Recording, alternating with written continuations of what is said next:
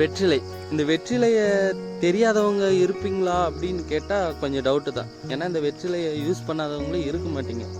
வீட்டில் எந்த ஒரு விசேஷம் நடந்தாலும் முதல்ல தேடுறது வெத்தலையாக தான் இருக்கும். அது மட்டும் இல்லாமல் வெத்தலை பாக்கு போடுறவங்க, அப்புறம் பீடா போடுறவங்க நிறைய எல்லாத்துக்கும் யூஸ் பண்ணுறாங்க. அப்படியேப்பட்ட வெத்தலை எப்படி பறித்து என்ன மாதிரியெல்லாம் வளர்த்து அதை உங்களுக்கு பேக் பண்ணி அனுப்புகிறாங்க அப்படின்னு நீங்கள் என்றைக்காவது தெரிஞ்சுக்கணுன்னு விருப்பப்பட்டிருக்கீங்களா? அதை பற்றி தான் இந்த வீடியோவில் ஃபுல்லாக நான் சொல்ல போகிறேன். அது மட்டும் இல்லாமல் வெத்தலைய தோட்டத்தில் இருக்கிறவங்க ஒரு சில ரூல்ஸ் எல்லாம் ஃபாலோ பண்ணுறாங்க. அதை பற்றி நான் என்னென்ன ரூல்ஸ்ன்னு நான் சொல்ல போகிறேன். வீடியோவை கடைசி வரைக்கும் ஸ்கிப் பண்ணாமல் பாருங்கள். பார்த்தீங்களா, இது வந்து வெத்தலை தோட்டத்துக்கு யூஸ் பண்ணுற ஏணி. இது முன்னாடி அந்த 2 கோல் இருக்கு இல்லையா, அது ஆட்டுக்கால் அப்படின்னு சொல்லுவாங்க. அது வந்து ஏணி ரொம்ப ஹைட்டாக இருக்கும். ஒரு 10-12 அடி ஹைட்டில் இருக்கிற ஏணியை தாங்கி பிடிக்கிறதுக்கு அந்த முன்னாடி அந்த 2 கோலை யூஸ் பண்ணுவாங்க.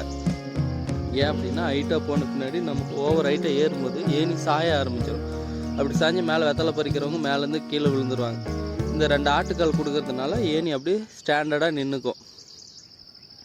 பார்த்தீங்கன்னா தெரியும், அவர் ஒரு 10-12 அடியில் தான் வெத்தலையே பறிச்சிட்ருக்கு. அப்படி நம்ம இப்போ மேலே பறிக்கிற வெத்தலை வந்து அந்த கொடியிலேருந்து தனியாக ஒரு கிளை பிரிஞ்சு அந்த கிளையோட உச்சியில் தான் எப்போவுமே வெத்தலை இங்கே அடிக்கும். இப்படி கை மாதிரி வந்துடும், விரல் இருக்கு இல்லையா, அந்த மாதிரி சைடில் எல்லாம் வெத்தலை வந்த பின்னாடி அது மேலே ஏறி அறுப்போங்க. பாருங்கள், ஏனிலே ஒரு பேக் கட்டிக்கிட்டு அப்படியே அந்த வெத்தலையை பறிக்கிற வெத்தலையை அந்த பேக்குள்ளேயே போட்டுக்குவோம். அப்புறம் அந்த பேக் ஃபுல்லான உடனே எடுத்துகிட்டு வந்து கொட்டி நம்ம வெத்தலையை குவாலிட்டி செக் பண்ணி அதை 2 பிரிப்போம். நல்ல வெத்தலையெல்லாம் ஒரு கவுளியாக எடுத்து அடுக்குவோம்.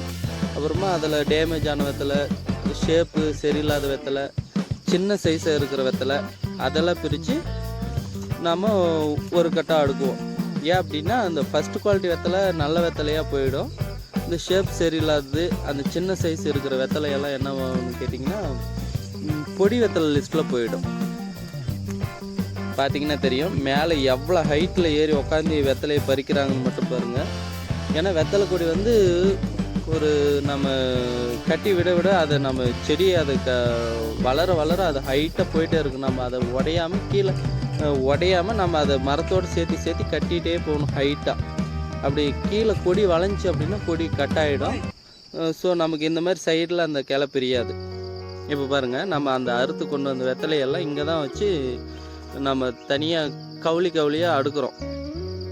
ஒரு கவுளிக்கு நம்ம ஷார்ட்ஸில் சொல்லியிருப்போம், ஒரு கவுளிக்கு நம்ம 65-70 வெத்தலை வைப்போம் அப்படின்னு. குட் குவாலிட்டி வெத்தலை இந்த மாதிரி ஃபஸ்ட்டு குவாலிட்டி வெத்தலை ஒரு கவுளிக்கு 70 வெத்தலை வைப்போம். அப்படின்னா ஒரு கவுளி 70 வெத்தலை அப்படின்னா ஒரு கட்டுக்கு 140 வெத்தலை. ஏன்னா இன்னொரு கவுளி சேர்த்தா தான் ஒரு கட்டுன்னா 2 கவுளி. இந்த மாதிரி 2 கவுளி தான் ஒரு கட்டு. நல்ல வெத்தலை பாருங்கள், நல்ல வெத்தலையெல்லாம் எடுத்து எடுக்குவோம். அதுக்கப்புறம் அந்த சரியில்லாத சின்ன சைஸ் வெத்தலையெல்லாம் எடுத்து சைடில் போட்டுக்குவோம். ஏன்னா அது தனியாக கவுளி, அது பொடி வெத்தலை போயிடும். அந்த பொடி வெத்தலை கட்டு அப்படின்னு பார்த்தீங்கன்னா 200லேருந்து ஒரு 220 வெத்தலை இருக்கும். ஏன் அப்படின்னா அது கொஞ்சம் சைஸு சின்னஸாக இருக்கும், இல்லை எங்கன்னா டேமேஜ் ஆகிருக்கும். அதனால் அது பொடி வெத்தலைக்கு நம்ம போட்டிருப்போம் நிறைய. இங்கே அடுக்கிறது பூராமே அந்த ரெண்டு இது அடுக்கி வச்சுருக்காங்க இல்லையா, அது எல்லாமே நல்ல வெத்தலை. ஏன்னா இலை ரொம்ப பெருசாக இருக்கும். ஏன்னா மேல் வெத்தலைங்க நிறைய பொடி வராது. ஏன் அப்படின்னு கேட்டிங்கன்னா அது மேலே இருக்கும், அதுக்கு எந்த டேமேஜுமே ஆகாது. ஏன் அப்படின்னா கீழ் வெத்தலையில் நிறைய பொடி வெத்தலை வரும். ஏன் அப்படின்னா நம்ம தண்ணி பாய்க்கிறதுக்கு கீழே தோட்டத்தில் நடப்போம். அப்போ நம்ம சட்டையோ இல்லை நம்ம உடம்போ நம்ம கையோ அப்படி உரசும் போது ஒரு இலையில் அந்த சின்ன கீரல் பட்டாவே அது ஒரு மாதிரி இலை டேமேஜ் ஆயிரும். அது வளர்றதுல பிரச்சனை வரும்.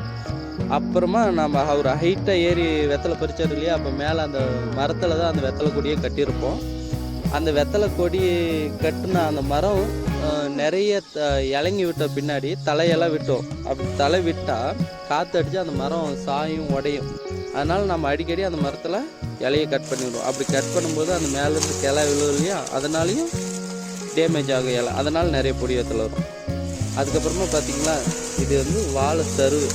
அந்த வாழை இலை காஞ்சின்னா அதை எடுத்துகிட்டு வந்து இந்த மாதிரி தொட்டிக்குள்ளே போட்டு ஊற வச்சுருவோம். ஏன் அப்படின்னா இதை வச்சு தான் நம்ம வெத்தலையை மூட்டையே கட்ட போகிறோம். இப்படி காஞ்ச சருகு நம்ம தண்ணியில் போட்டோங்களா, இது ஒரு மாதிரி நல்லா நார் மாதிரி ஆயிரும். அதனால் பார்த்தீங்களா, அந்த நார் மாதிரியான வெத்தலை சருகை எடுத்து இது மாதிரி ஒரு மூங்கில் மக்கரி, நாங்கள் மக்கரைன்னு சொல்லுவோம், அதில் இந்த மாதிரி கீழே இலையை அடுக்குனா அந்த மூங்கில் அந்த மக்கரிக்கு அடித்து டேமேஜ் ஆகாததுக்கு இது. இந்த டயர் எதுக்கு யூஸ் பண்ணுறோன்னு பாருங்கள். இந்த டயர் வச்சு தான் நம்ம மூட்டையே கட்டுவோம். ஏன் அப்படின்னா இந்த மாதிரி மக்கரியை எடுத்து அந்த டயர் வச்சுருக்கோம் இல்லையா, அதெல்லாம் ரவுண்டாக வச்சிடுவோம். எடுத்து வச்ச பின்னாடி தான் எதுக்குன்னு நான் லாஸ்ட்டாக சொல்கிறேன் பாருங்கள். எடுத்து வச்சிட்டோமா, இது எதுக்குன்னு நான் லாஸ்ட்டாக சொல்கிறேன். இதை வச்சுட்டு இப்போ நம்ம வெத்தலையே அடுக்க ஆரம்பிக்கிறோம் பாருங்கள். அந்த வாழை சருகு போட்டோமா, அது ஒரு பெட்டு மாதிரி கவர் ஆகிடும். ஒரு இலை கூட டேமேஜ் ஆகாது. கீழே இருக்கிற இலை பார்த்தீங்களா, ஒரு கட்டாக எடுக்குவோம். ஒரு மூட்டைக்கு வந்து நம்ம 122 கட்டு வைப்போம். ஒரு மூட்டைனா 120 கட்டு தான் கணக்கு. நம்ம அந்த 2 கட்டு எக்ஸ்ட்ரா வைக்கிறோம். ஏன் அப்படின்னா அந்த வாங்குகிற வியாபாரிங்க இருக்காங்க இல்லையா, அவங்களுக்கு எதனா 1-2 இலை டேமேஜ் ஆகும். அந்த டேமேஜ் ஆனாலும் அவங்களுக்கு எந்த ஒரு பாதிப்பும் இல்லாத மாதிரி தான் நம்மக்கிட்ட வெத்தலை வாங்குறவங்களுக்கு எந்த பாதிப்பும் இல்லை. அந்த மாதிரி தான் நம்ம 2 கட்டு எக்ஸ்ட்ரா வச்சு அனுப்புவோம். 120 கட்டுக்கு 2 கட்டு எக்ஸ்ட்ரா வச்சு அனுப்புவோம். அதுலேயுமே நம்ம வெத்தலை வந்தீங்க பார்த்தீங்கன்னா ஒரு கட்டுக்கு 140 வெத்தலை அந்த ரேஞ்சில் தான் நம்ம வைப்போம். எல்லாமே பெரிய சைஸ் வெத்தலை, மேல் வெத்தலைங்க. கொடியோட உச்சியில் இருக்கக்கூடிய வெத்தலை ரொம்ப ஷைனிங்கும் அப்படி தான், பளபளப்பு நல்லா இருக்கும், ஷேப் அருமையாக இருக்கும், அகலமாக இருக்கும். அப்படியேப்பட்ட ஃபஸ்ட்டு குவாலிட்டி வெத்தலை தான் இது. இது எல்லாத்தையுமே வச்சு நம்ம மக்கரையில் ஒரு கட்டாக நம்ம எண்ணி அடுக்கிக்கிறோம். 2 கவுளி சேர்ந்தது தான் ஒரு கட்டு. இப்போ நம்ம 2 கவுளியை எடுத்து ஒவ்வொரு கட்டாக அதில் வச்சு அப்படியே சுற்றி நம்ம அடுக்கிறோம். அப்புறமா நான் முன்னாடியே சொல்லியிருந்தேன், வெத்தலை தோட்டம் போட்டுக்கிறவங்க ஒரு சில ரூல்ஸ் எல்லாம் ஃபாலோ பண்ணுவாங்க அப்படின்னு. அது என்ன ரூல்ஸ் அப்படின்னா, நம்ம வெத்தலை தோட்டத்துக்குள்ளே செருப்பு போட்டு போகிறதில்ல. ஃபஸ்ட்டு ஒன்று, வெத்தலை தோட்டத்துக்குள்ளே யாரும் செருப்பு போட்டு போகக்கூடாது. 2வது, ஏதோ ஒரு டெத்துக்கு நீங்கள் போயிட்டு வந்தீங்க அப்படின்னா அவங்க வெத்தலை தோட்டத்துக்குள்ளே வரக்கூடாது. இந்த வெத்தலை தோட்டம் போட்டிருக்காங்க பார்த்தீங்களா, அவங்க எதனா யாரோ ஒரு டெத்துக்கு போயிட்டு வந்தாங்க அப்படின்னா அது ஒரு நாளைக்கு உள்ளே போகவே மாட்டாங்க. குளிச்சுட்டு ஒரு நாளைக்கு உள்ளே போகவே மாட்டாங்க. அப்புறம் இன்னொன்று, 3வது, பெண்கள் அந்த மாதவிடாய் காலத்தில், அதாவது பீரியட்ஸ் டைமில் உள்ளே போகக்கூடாது அந்த வெத்தலை. ஏன் அப்படின்னா நம்ம இது நிறைய சுபகாரியத்துக்கு யூஸ் பண்ணுறோம் அப்படிங்கிறதுனால நிறைய பார்த்து தான் செய்வாங்க. இந்த மாதிரி நிறைய ரூல்ஸாக அவங்க ஃபாலோ பண்ணிக்கிறாங்க. ஏன்னா இது நிறைய பூஜைக்கு சாமிக்கு எல்லாம் யூஸ் பண்ணுறதுனால இந்த மாதிரி ஒரு சில ரூல்ஸை இவங்க ஃபாலோ பண்ணிக்கிறாங்க. அதே மாதிரி இப்போ கட்டிகிட்டு இருக்கோம் பார்த்தீங்களா, இப்போ இந்த மக்கரை ஃபுல்லாக ஒரு அரை மூட்டை கட்டிடுவோம். இதில் அரை மூட்டைனா 61 கட்டு கட்டிடுவோம். 60 கட்டுக்கு ஒரு கட்டு, அந்த அரை மூட்டைக்கு ஒரு கட்டு நம்ம போடுவோம். ஒரு மூட்டைக்கு இன்னொரு கட்டு சேர்த்து போட்டோம்னா 120 கட்டுக்கு 2 கட்டு நம்ம ஃப்ரீயாக போடுவோம். இப்போ பார்த்தீங்கன்னா இந்த ஒரு மக்கரியில் அரை மூட்டை தான் கட்ட முடியும், அதாவது 60 கட்டு தான் வைக்க முடியும். அதுக்கு மேலே வச்சிங்க அப்படின்னா இலை இங்கே லோடு ஏற்றும் போது இறக்கும்போது கீழே மக்கரி விழுந்தாவோ இல்லை ஏற்றி இறக்கும்போது இன்னும் நிறைய வரும் இல்லைங்களா, அது பட்டு மேலே இலை டேமேஜ் ஆகிறதுக்கு வாய்ப்பு இருக்குது.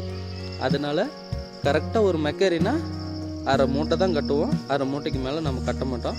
மீதி ஆகிறத இன்னொரு மூட்டையாக கட்டுவோம், இன்னொரு அரை மூட்டையாக. அந்த டயர் எதுக்கு போட்டு நீ இப்போ சொல்கிறேன் பாருங்கள். கீழே நம்ம அப்படியே மக்கரியை லைட்டாக அட்ஜஸ்ட் பண்ணி கீழே சரியாக அந்த மாதிரி கவர் போட்டு கட்டுறதுக்கு தான், எல்லா சைடும் போட்டு கட்டுறதுக்கு. நம்ம மீதி ஆச்சுன்னு சொன்னோம் பார்த்தீங்களா, அதுக்கப்புறம் குவாலிட்டி செக் பண்ணி அந்த பிரித்து 2nd கிரேடு, அதாவது பொடி வெத்தலை. இந்த பொடி வெத்தலை வந்து நம்ம வாழை சருகு வச்சே கட்டுறோம். இதுக்கு மக்கரி எதுவும் யூஸ் பண்ணலை, ஏன்னா பொடி வெத்தலை வந்து கம்மியாக தான் வந்துச்சு. அதனால் வாழை சருகுலேயே பாருங்கள் நம்ம மூட்டை கட்டுறோம். கீழே அந்த வாழை சருகு நனைச்சிட்ட கீழே ஒரு பெட்டு மாதிரி பண்ணி சுற்றியும் கயிறு போட்டிருக்கு பார்த்தீங்களா ரவுண்டாக. இதுக்கு வந்து டயர் தேவையில்லை, அது வைக்க தேவையில்லை. அதுக்கப்புறம் அப்படி மூட்டை கட்டினதை நாம் தண்ணியில் போடுவோம். தண்ணியில் போட்டு நல்லா முக்கி எடுப்போம். ஏன் அப்படின்னா இந்த வெத்தலை ஒன்றோட ஒன்று இருந்தால் ஹீட்டில் வெத்தலை நிறைய டேமேஜ் ஆயிரும். அதனால் இப்படி ஒரு வாட்டி தண்ணியில் போட்டு எடுத்துகிட்டு ஒரு 1/2 hour கழித்து மறுபடியும் இன்னொரு தண்ணிக்கு போடுவோம். இப்படி மறுபடியும் நம்ம தண்ணியில் போட்டு கொடுக்கறதுனால இலை ஹீட்டில் அது எதுவும் கொலாப்ஸ் ஆகாது. இந்த மாதிரி தான் நம்ம இலையை பறித்து பேக் பண்ணி தண்ணியில் போட்டு மார்க்கெட்டுக்கு நம்ம அனுப்புகிறோம். இந்த வெத்தலை தான் உங்ககிட்ட வந்து கடையில் வந்து அவங்க சேல் பண்ணுறாங்க. நீங்கள் இத்தனை ப்ராசஸ் நடந்து தான் உங்ககிட்ட வெத்தலையே வந்து சேருது.